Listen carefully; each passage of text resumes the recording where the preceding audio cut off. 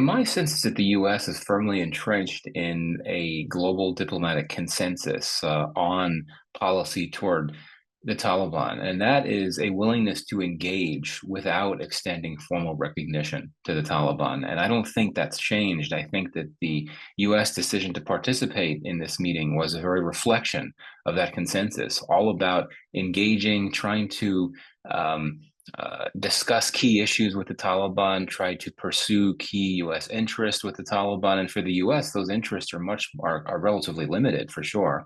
But I think that they do include some very important objectives, like trying to make headway in figuring out how to get the very small number of Americans still in Afghanistan out. I do not think that the US saw this meeting as an opportunity to get closer to the Taliban. The Biden administration's withdrawal from Afghanistan the last few weeks were catastrophic in terms of what happened.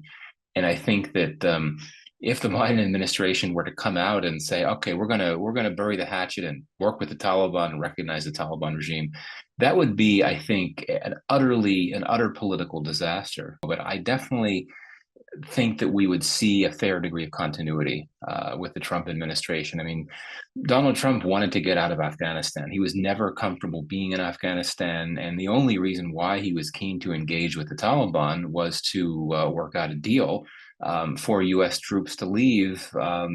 Without the Taliban attacking and firing at them as they withdrew. So my sense is that Trump would not want to really be focused on Afghanistan and would certainly not be interested in pursuing a partnership with the Taliban.